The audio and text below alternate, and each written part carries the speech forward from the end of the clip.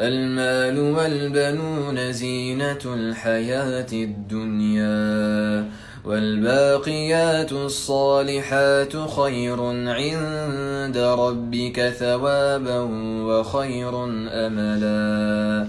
ويوم نسير الجبال وترى الأرض بارزة وحشرناه.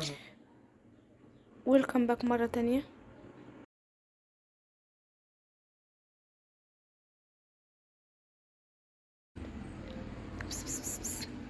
هلو.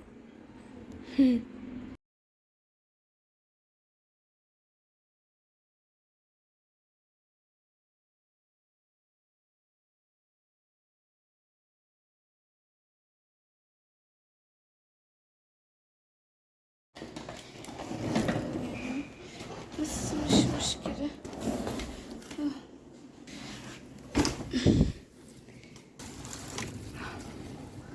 واه.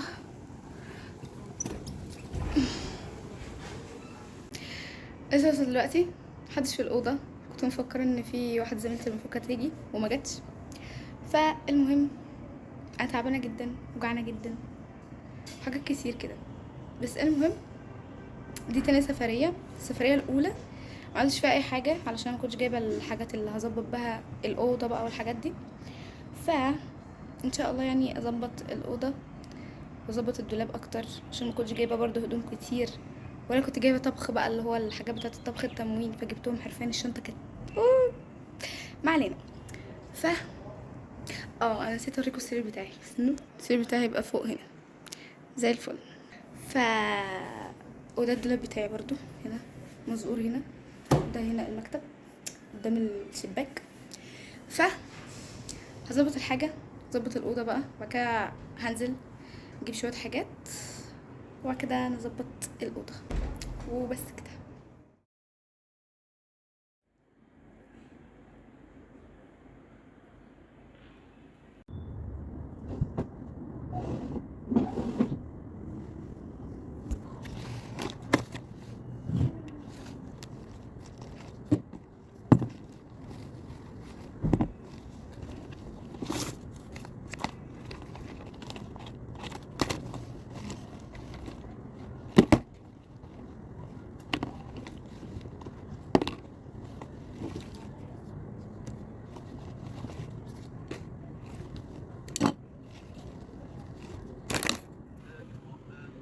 صفيا قال رب إني وهن العظم مني واشتعل الرأس شيبا ولم أكن بدعائك رب شقيا وإني خفت الموالي من ورائي وكانت امرأتي عاقرا فهب لي من لدنك وليا يرثني قال كذلك قال ربك هو علي هين بإبراهيم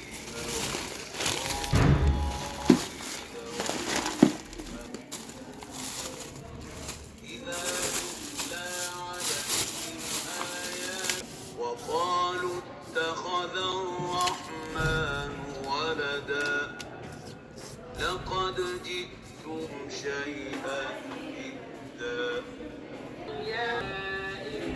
إنا رسولنا ربك حبالهم وعصيهم يخيل إليه من سحرهم أنها تسعى فأوجس في نفسه خيفة موسى إنما صنعوا كيد ساحر سجدا قالوا آمنا خطايانا أم أردتم أن يحل عليكم غضب لا يرجع إلى يملك لهم ضرا نفسك فلا يخرجنكما قال يا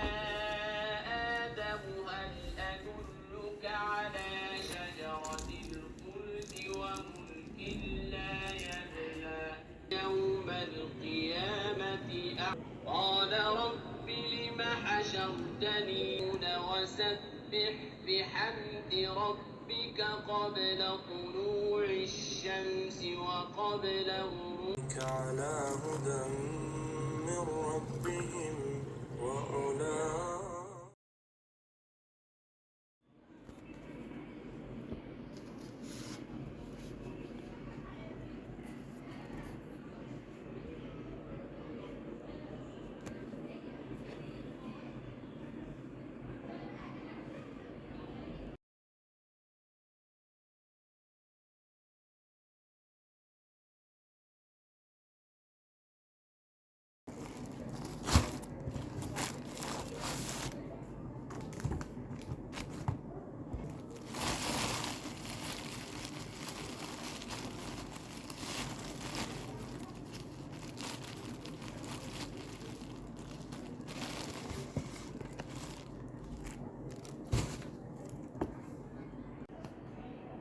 عشان مكسله البس، بس احنا على شويه حاجات دلوقتي. عايزه انام، مش عايزه انام، عايزه اكل، مش عايزه اكل، عايزه اعمل اي حاجه غير ان انا اروح اذاكر بجد. فهنكتب اللي علينا عشان احنا راكمنا محاضرات كتير جدا، يعني عندنا شويه محاضرات كتير، فنكتبها في جدول، نكتب اللي علينا وكده يعني، ونشوف بقى ننام وكان اصحى كان ذاكر الحاجات ديت يعني. وبس كده.